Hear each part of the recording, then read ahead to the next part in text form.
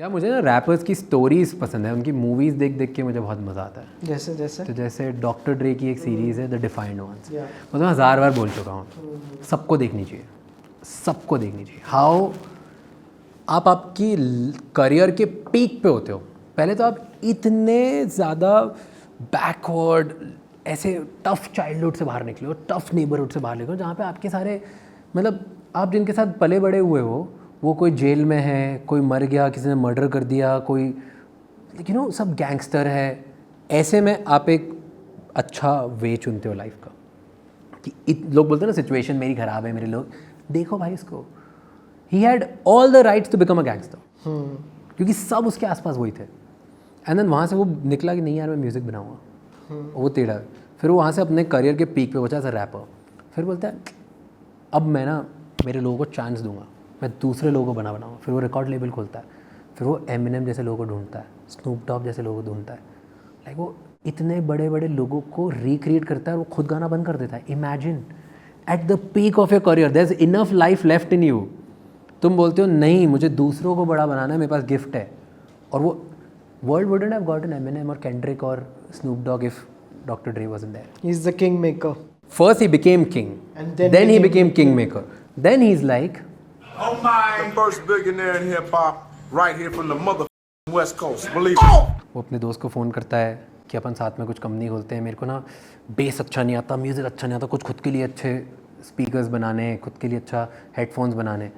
और फिर वो बीट्स बनाता है कंपनी। उसका एक करियर वो बना, ज़ीरो से स्टार्ट किया इसने, टफ से बनाया, छोड़ दिया, दूसरा स्टार्ट किया, फिर उसको बनाया। उसको बोला है मैडम अब मैं बनाऊंगा ब्रांड और स्पीकर की, लाइक जहाँ पे बड़ी बड़ी कंपनीज अराउंड द वर्ल्ड बैठे हैं। Like you have the JBLs of the world, the Sonys of the world, the Bose of the world. तुम्हारे पास आप लोग बैठे हैं जिन्होंने फोड़ रखा है सब इसमें, राइट? तब उसमें एंटर करता है वो। फिर वो ज़ीरो से स्टार्ट करता है, फिर वो एप्पल को $3 बिलियन में कंपनी बेच देता है। And he ends up actually becoming a billionaire. Like he says it and he becomes it. तो वो मेरे लिए बहुत that's power. Yeah. That's just कि जब तुमने अगर कुछ सोच लिया ना तो तुम बना सकते हो। तुम्हारी सिचुएशन मैटर नहीं करती, तुम बहुत गरीब हो मैटर नहीं करता, तुम बहुत अमीर हो मैटर नहीं करता, तुम्हारे पे हैंगओवर है मैटर नहीं करता। इमेजिन उसके लिए सेकेंड टाइम कितना डिफिकल्ट होगा, क्योंकि सब बोल रहे होंगे भाई पागल हो गया, सर चढ़ गई इसकी।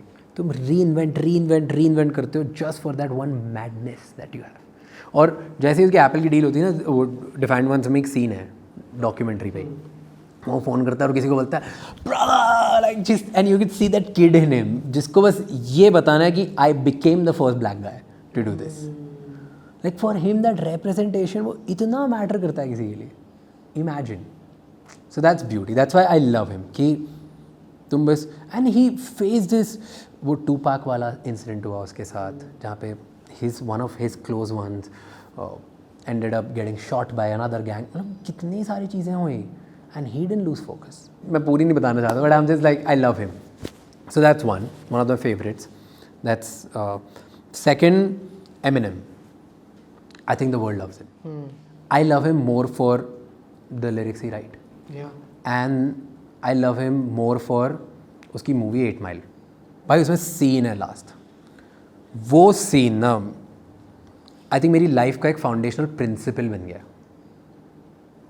सीन होता है लास्ट में, रैप बैटल होती है जहाँ पे एक दूसरे की उड़ानी होती है। वो जाता है स्टेज पे, वो रैप करता है और सिर्फ खुद की सारी बुराइयाँ बोल देता है, खुद की सारी शॉर्ट कमिंग्स, वीकनेसेस, बुराइयाँ, गॉसिप्स, रूमर्स, जितनी बेइज्जती हो सकती खुद ही गा देता है, सब एंड टू एंड। एंड फिर सामने वाले को बोलता है ले बोला। क्या डिस करेगा सामने वाला?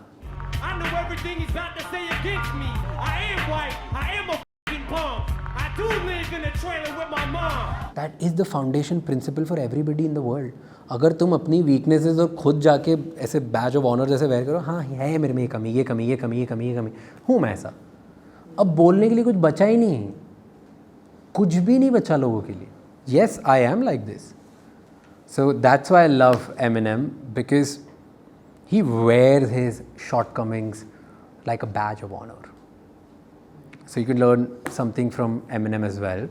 What about the Kanye, Kendrick, Drake? इनमें से like do you like anyone? यार मैंने इनकी स्टोरी ज़्यादा पढ़ी नहीं है, मुझे ज़्यादा समझ नहीं आता। मैंने कान्ये के एक दो गाने सुने हैं। मुझे कान्ये बहुत इंटरेस्टिंग कैरेक्टर लगता है। I would love to sit down on a podcast with. Whom would you want to do a podcast with? Drake, Kendrick or Kanye? If you had to choose one. All three, If you had to choose one.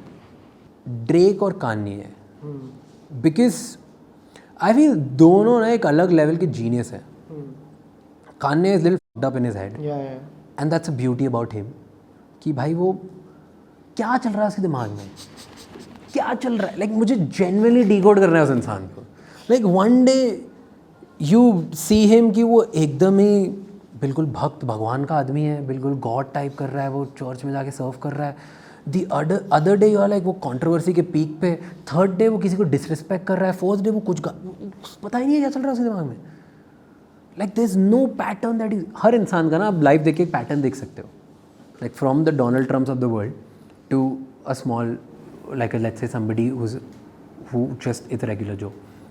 सबकी life का एक pattern दिखता है, कुछ ना कुछ same type के लोग ट्रॉमास होते हैं, सेम टाइप के पैटर्न होते हैं, सेम टाइप की चीज़ें करते हैं, री इन्वेंट भी सेम तरीके से करते हैं। उसका कोई पैटर्न ही नहीं है भाई, कुछ भी करता रहता है। टेलर स्विफ्ट को जाके कुछ भी वहाँ से स्टार्ट करी उसने। I'm really happy for you. I'm gonna let you finish.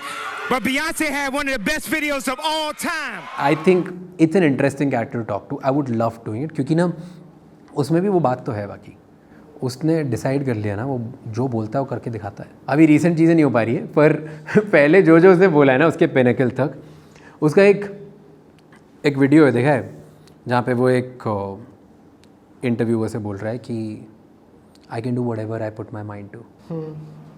And वो इंटरव्यू बोलते हैं कि you can be a basketball, I can be. Interviewer जो है वो सोच रहा है कि पागल हो गया है क्या, डिल्यूजनल है क्या। But you could see that एक फ्रैकल भी नहीं वो बिलीव करता है उसमें। I would be in the NBA. No, you would. Yes. No, you would. Yes, I would. No, you would. Yes, I would. Why would you think you could make it to the NBA? Because I think I could do anything. He believes in it. Right. So that's why him. And then Drake. I think that guy just want to have fun. उसको तो मज़े करने हैं दुनिया में, उसको सब चीज़ें करनी, जुआ करना है, सट्टा करना है, लिरिक्स लिखना है। उसका एक गाना मुझे बहुत पसंद है, उसके लिरिक्स फॉरएवर। उसमें एक लाइन आती है, everybody got a deal, I did it without one. और उसके आगे ही एक लिल वेन का फेस था, Lil Wayne I love, oh my god, he started this rage of Lil. I love No Love the song. Oh beautiful. Drop the world सुनना, mirror सुनना, you will go. Drop the world is जब तुम्हारे haters तुम्हारे sir पे चढ़ जाए ना, तब ड्रॉप द वर्ल्ड सुनना चाहिए। फॉरएवर में भी इसका जो लिल वेन का रैप है उसमें एक लाइन आती है, वो बोलता है, life is such a roller coaster then it fucking drops, but what should I scream for, this is my theme park. Oh wow.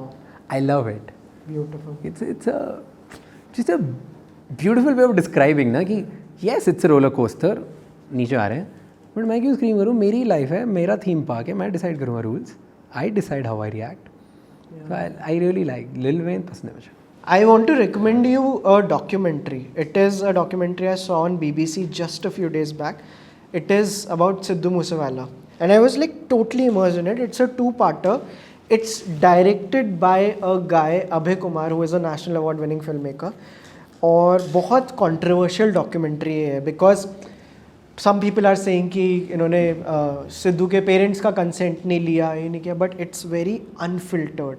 सारे एस्पेक्ट्स दिखाए हैं, वो कहाँ कहाँ उलझ गए थे, कैसे कैसे लोगों के कॉल आने लग गए थे, पावर कैसे पिक्चर में आई। Very intense dude.